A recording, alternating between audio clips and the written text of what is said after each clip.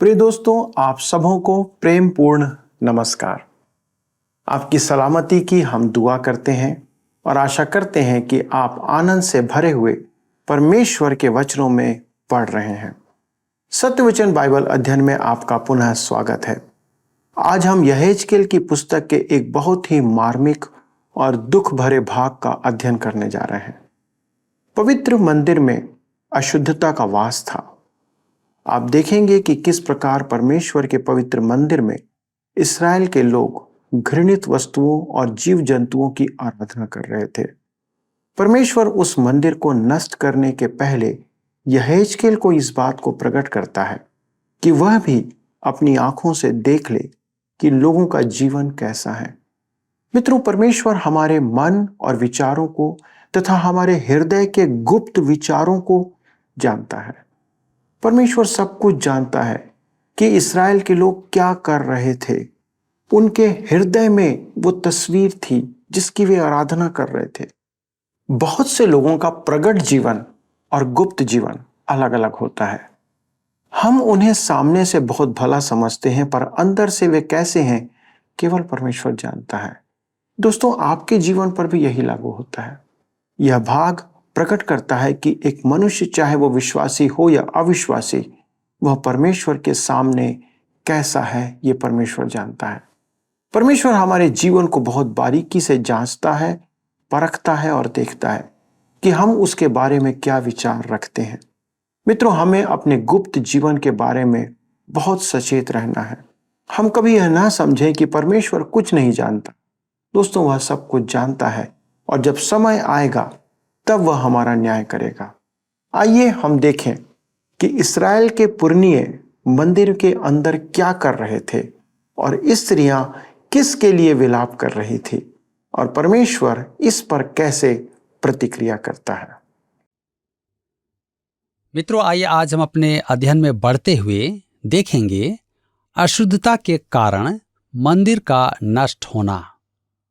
यहेजकेल की पुस्तक 8 अध्याय के 5 पद में लिखा है, उसने मुझसे कहा, हे मनुष्य के संतान, अपनी आंखें उत्तर की ओर उठाकर देख। अतः मैंने अपनी आंखें उत्तर की ओर उठाकर देखा कि वेदी के फाटक की उत्तर की ओर उसके प्रवेश स्थान ही में वह डाह उपजाने वाली प्रतिमा है। मंदिर अशुद्ध हो गया था क्योंकि वे जीवित एवं सच्चे परमेश्वर की उपासना नहीं करते थे। उन्होंने 10 आज्ञाओं में से पहली 2 आज्ञाएं तोड़ दी थीं। यहेजकेल 8 उसके 7 से 9 पद में लिखा है, तब वह मुझे आंगन के द्वार पर ले गया और मैंने देखा कि दीवार में एक छेद है। तब उसने मुझसे कहा, हे मनुष्य के संतान, दीवार को फोड़। इसलिए मैंने दीवार को फोड़कर क्या देखा कि एक द्वार है। उसने मुझसे कहा, भीतर जाकर देख कि ये लोग यहां कैसे कैसे और अति घृणित काम कर रहे हैं। यदि यहेजकेल आत्मा में वहां होता तो वह उसे छेद में से कैसे पार होता। आत्मा दीवार को कैसे तोड़ती। उसे तो दीवार तोड़ने की आवश्यकता ही नहीं थी। अतः वह सदेह वहां था और दीवार तोड़कर तहखाने में गया। वहां उसने क्या देखा। आइए पढ़ें। यहेजकेल 8 के 10 पद में लिखा है, अतः मैंने भीतर जाकर देखा कि चारों ओर की दीवार पर जाति जाति के रेंगने वाले जंतुओं और घृणित पशुओं और इस्राएल के घराने की सब मूर्तों के चित्र खींचे हुए हैं। वे सृजनहार की अपेक्षा सृजित प्राणियों की उपासना कर रहे थे। ऐसा घृणित काम मनुष्य तब ही करता है जब वह जीवित एवं सच्चे परमेश्वर से मुंह मोड़ लेता है। निर्गमन की पुस्तक में उस समय वे मिस्र में ऐसा ही करते थे। वे पशुओं की आराधना करते थे और यही कारण था कि मिस्र पर आने वाली विपत्तियां उनके देवताओं पर लक्षित थी। रोमियो के पत्री 1 अध्याय उसके 21 और 25 पद में लिखा है, इस कारण कि परमेश्वर को जानने पर भी उन्होंने परमेश्वर के योग्य बड़ाई और धन्यवाद न किया, परंतु व्यर्थ विचार करने लगे, यहाँ तक कि उनका निर्बुद्धि मन अंधेरा हो गया और सृष्टि की उपासना और सेवा की, न कि उस सृजनहार की जो सदा धन्य है। इससे स्पष्ट होता है कि इस्राएल पड़ोसी अन्य जातियों के स्तर पर आ गया था और जीवित परमेश्वर का गवाह नहीं रहा था। इस कारण अब परमेश्वर मंदिर को ही नष्ट कर देगा। यहेजकेल 8 अध्याय के 11 और 12 पद में लिखा है, इस्राएल के घराने के पुरनियों में से 70 पुरुष, जिनके बीच में शापान का पुत्र यजन्याह भी है, वे उन चित्रों के सामने खड़े हैं और हर एक पुरुष अपने हाथ में धूप दान लिए हुए है और धूप के धुएं के बादल की सुगंध उठ रही है। तब उसने मुझसे कहा, हे मनुष्य के संतान, क्या तूने देखा है कि इस्राएल के घराने के पुरनिये अपने अपने नक्काशी वाली कोठरियों के भीतर अर्थात अंधियारे में क्या कर रहे हैं? वे कहते हैं कि यहोवा हमको नहीं देखता, यहोवा ने देश को त्याग दिया है। मेरे प्रियो, उन्होंने परमेश्वर को त्याग दिया था। उनके विचार में परमेश्वर नहीं देखता है। आज जो कहते हैं कि परमेश्वर नहीं है, वे वास्तव में कहना चाहते हैं कि परमेश्वर नहीं देखता है। हम उसके समक्ष लेखादायी नहीं हैं, हम उसके किसी बात में ऋणी नहीं हैं, अतः हम जैसा चाहें वैसा करेंगे। इस्राएल का भी ठीक यही विचार था। वे छिपकर प्रतिमा आराधना करते थे। मंदिर में उनका एक गुप्त स्थान था। आज मेरे मित्रों, विश्वासी की देह परमेश्वर का मंदिर है। क्या वह आपके मन मस्तिष्क में जो होता है उसे देखकर प्रसन्न होता है? यहेजकेल 8 के 13 से 15 में लिखा है, फिर उसने मुझसे कहा, तो इनसे और भी अति घृणित काम देखेगा जो वे करते हैं। तब वह मुझे यहोवा के भवन के उस फाटक के पास ले गया जो उत्तर की ओर था, और वहां स्त्रियां बैठी हुई तम्मूज के लिए रो रही थी। तब उसने मुझसे कहा, हे मनुष्य के संतान, क्या तूने यह देखा है? फिर इनसे भी बड़े घृणित काम तू देखेगा। ध्यान दीजिए, लिखा है वहां स्त्रियां बैठी हुई तम्मूज के लिए रो रही थीं। तम्मूज बसंत का देवता था। वह पतझड़ और ठंड में मर जाता था और अधोलोक में चला जाता था। ग्रीष्म ऋतु के आगमन पर वह फिर जी उठता था। उसकी पूजा फिनीके से लेकर यूनान तक पहुंच गई थी, जहां उसे अदोनिस कहते थे और बेबीलोन में दुमुजी कहते थे। अतः ये स्त्रियां उसकी मृत्यु पर विलाप कर रही थीं। यह प्रकृति की उपासना है। इसके साथ ही कुछ अनैतिक अभ्यास भी जुड़े हुए थे। हम यहेजकेल 8 उसके 16 पद में आगे पढ़ते हैं। लिखा है, तब वह मुझे यहोवा के भवन के भीतरी आंगन में ले गया और वहां यहोवा के भवन के द्वार के पास ओसारे और वेदी के बीच कोई 25 पुरुष अपनी पीठ यहोवा के भवन की ओर और अपने मुख पूर्व की ओर किए हुए थे, और वे पूर्व दिशा की ओर सूर्य को दंडवत कर रहे थे। मेरे मित्रों, सबसे बड़ा घृणित कार्य था सूर्य की आराधना। वे वेदी के समक्ष उसकी आराधना करते थे। इससे अधिक उनका पतन और क्या हो सकता था। यहेजकेल 8 के 17 पद में लिखा है, तब उसने मुझसे कहा, हे मनुष्य के संतान, क्या तूने यह देखा? क्या यहूदा के घराने के लिए घृणित कामों का करना जो वे यहां करते हैं छोटी बात है? उन्होंने अपने देश को उपद्रव से भर दिया और फिर यहां आकर मुझे रिस दिलाते हैं, वरन वे डाली को अपने नाक के आगे लिए रहते हैं। वह कहता है, वे डाली को अपने नाक के आगे लिए रहते हैं। पूर्व काल के यहूदी टीकाकारों का कहना है कि यह घृणित एवं पतित धार्मिक अनुष्ठान का प्रतीक था। आज की तुलना में यह नाक छिदाना है। वे परमेश्वर के साथ ऐसा व्यवहार कर रहे थे। अब परमेश्वर अपना क्रोध प्रकट करता है।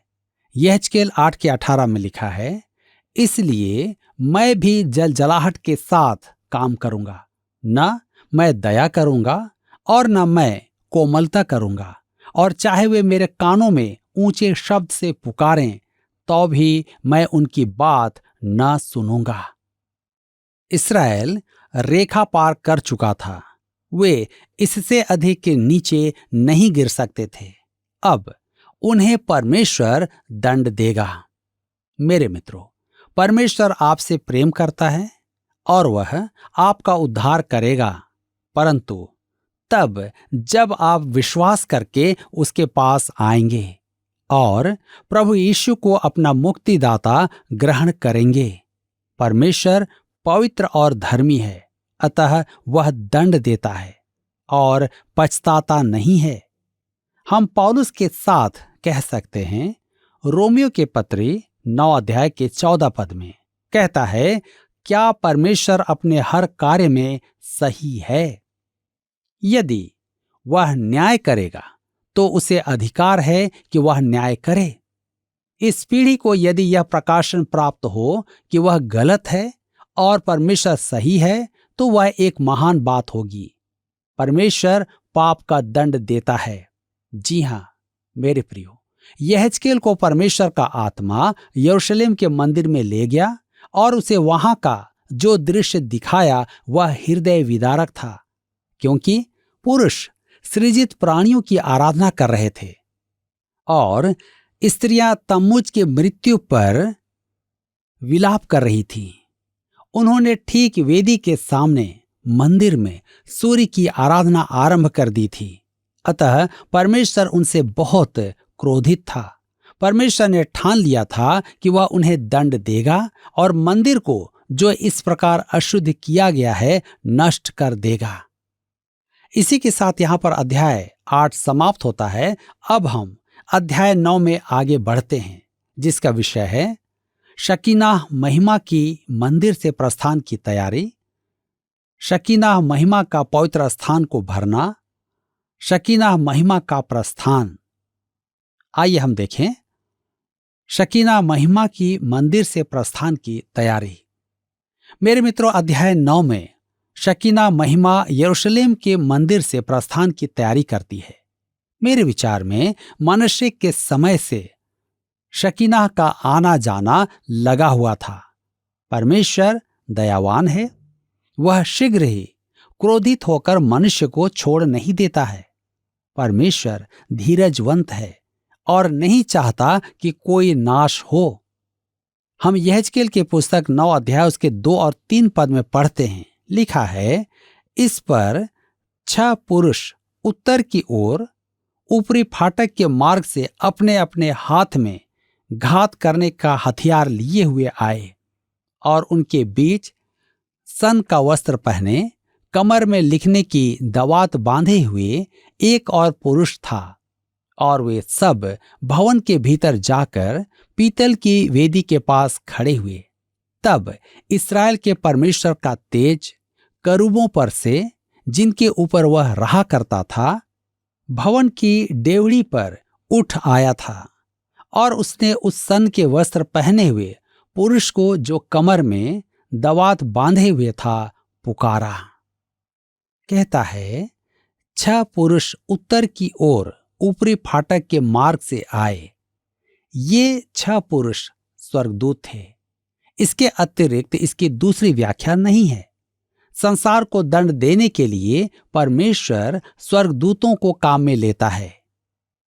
वे इस्राएल से संबंधित हैं और कलीसिया से उन्हें अभिप्राय नहीं है। पिन्तेकुस्त के दिन पवित्र आत्मा उतरा था, स्वर्गदूत नहीं।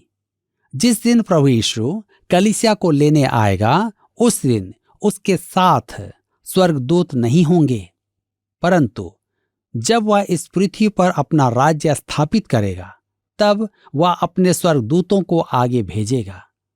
मत्ती रचित सुसमाचार 13 अध्याय उसके 41 पद में लिखा है, मनुष्य का पुत्र अपने स्वर्गदूतों को भेजेगा और वे उसके राज्य में से सब ठोकर के कारणों को और कुकर्म करने वालों को इकट्ठा करेंगे। फिर मत्ती रचित सुसमाचार 16 के 27 पद में लिखा है, मनुष्य का पुत्र अपने स्वर्गदूतों के साथ अपने पिता की महिमा में आएगा। दूसरा थिस्सलुनीकियों की पत्री 1 अध्याय उसके 7 और 8 पद में पौलुस लिखता है, और तुम्हें जो क्लेश पाते हो हमारे साथ चैन दे। उस समय जबकि प्रभु यीशु अपने सामर्थी दूतों के साथ धधकती हुई आग में स्वर्ग से प्रकट होगा, और जो परमेश्वर को नहीं पहचानते और हमारे प्रभु यीशु के सुसमाचार को नहीं मानते, उनसे पलटा लेगा। प्रकाशित वाक्य के पुस्तक के अध्याय 3 के बाद कलीसिया का उल्लेख नहीं है, जो अब तक बार बार किया गया है। क्यों? कलीसिया पृथ्वी पर से उठा ली गई है और स्वर्गदूतों ने पृथ्वी को दंड देने के लिए अपना काम आरंभ कर दिया है। तब आगे कहता है, तब इस्राएल के परमेश्वर का तेज करूबों पर से, जिनके ऊपर वह रहा करता था, भवन की डेवढ़ी पर उठ आया था, अर्थात वह परम पवित्र स्थान से चला गया। करूब दया के आसन के ऊपर थे, उन पर महिमा वास करती थी। महिमा परमेश्वर की उपस्थिति का बोध करवाती थी, परंतु अब वह वहां से उठा ली गई थी। यहेजकेल 9 उसके 4 पद में लिखा है, और यहोवा ने उससे कहा, इस यरूशलेम नगर के भीतर इधर उधर जाकर जितने मनुष्य उन सब घृणित कामों के कारण जो उसमें किए जाते हैं, सांसें भरते और दुख के मारे चिल्लाते हैं, उनके माथों पर चिन्ह कर दे।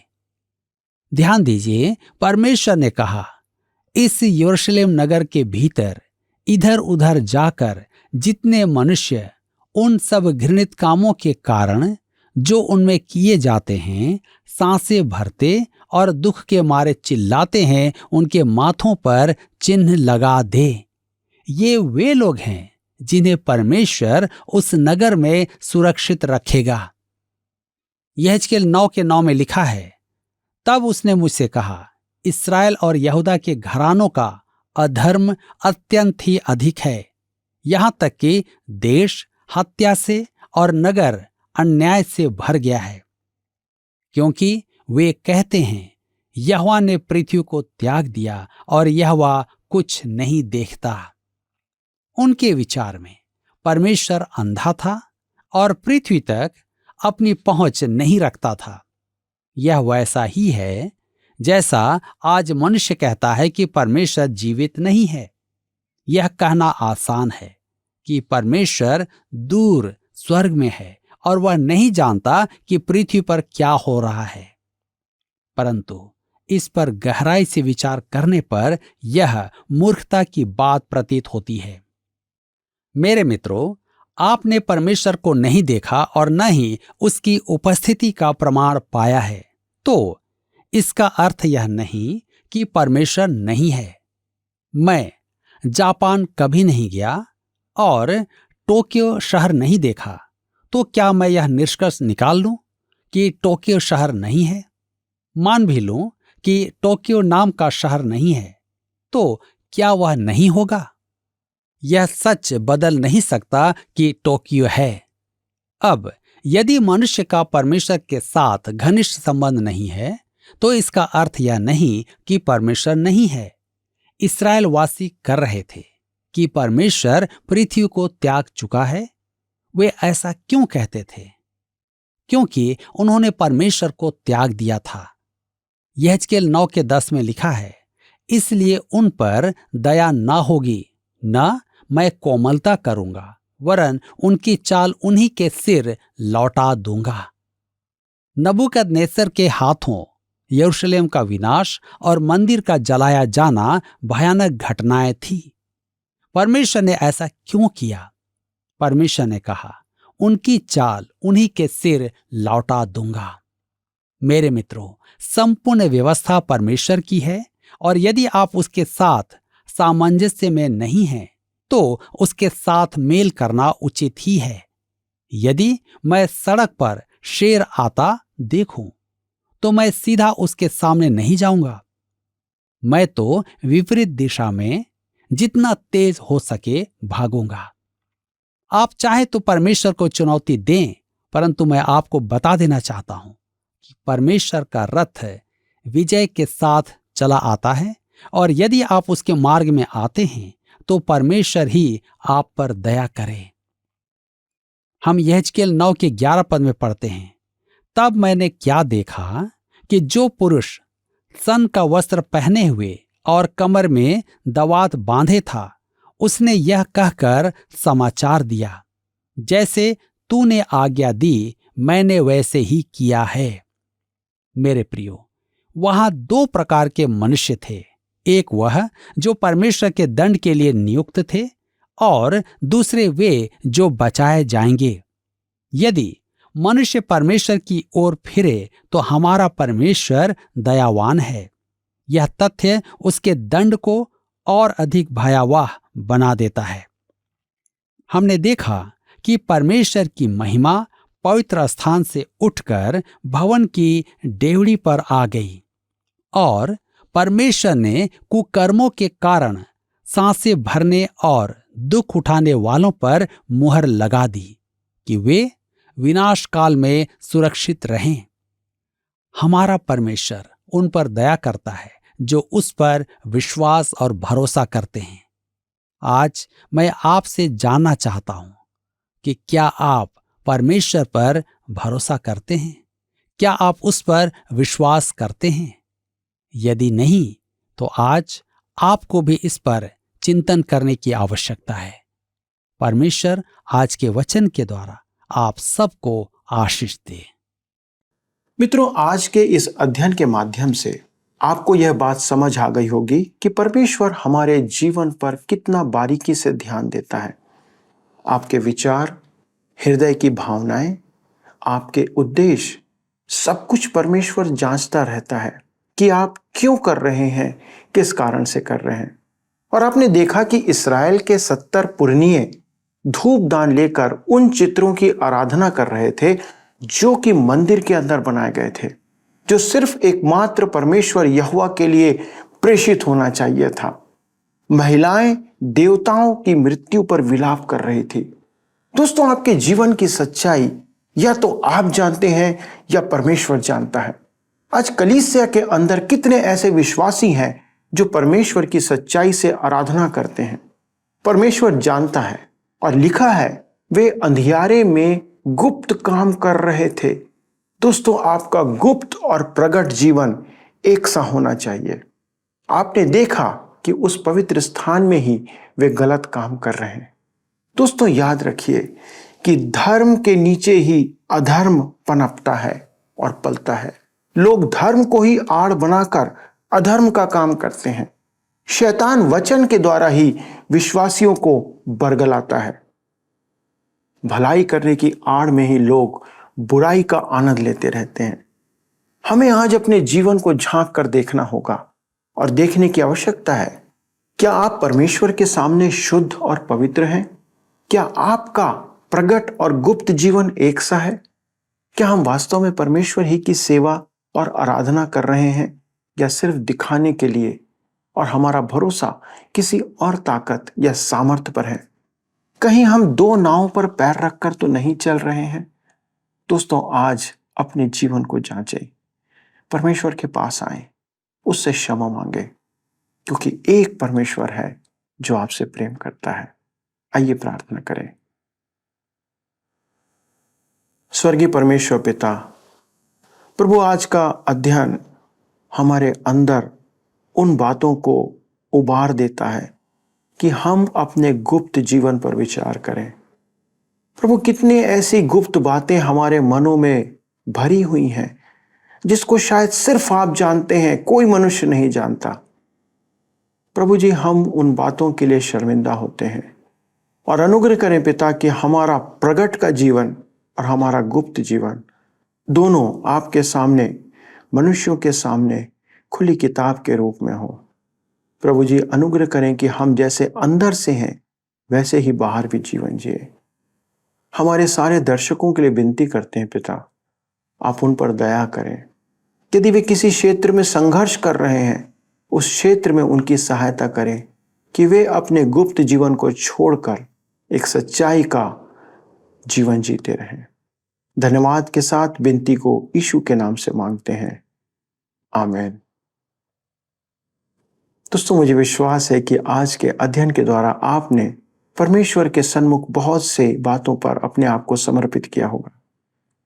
आगे हम इस अध्ययन को आगे बढ़ाएंगे और ऐसे ही बहुत से भेद भरी बातों को इस अध्ययन के द्वारा आप तक प्रकट करेंगे। अगले प्रसारण में निश्चित तौर पर हमारे साथ शामिल होइएगा। तब तक परमेश्वर के साथ बने रहें और फोन करना ना भूलें। प्रभु आपको आशीष दे। आइए अब हम प्रश्न को देखें।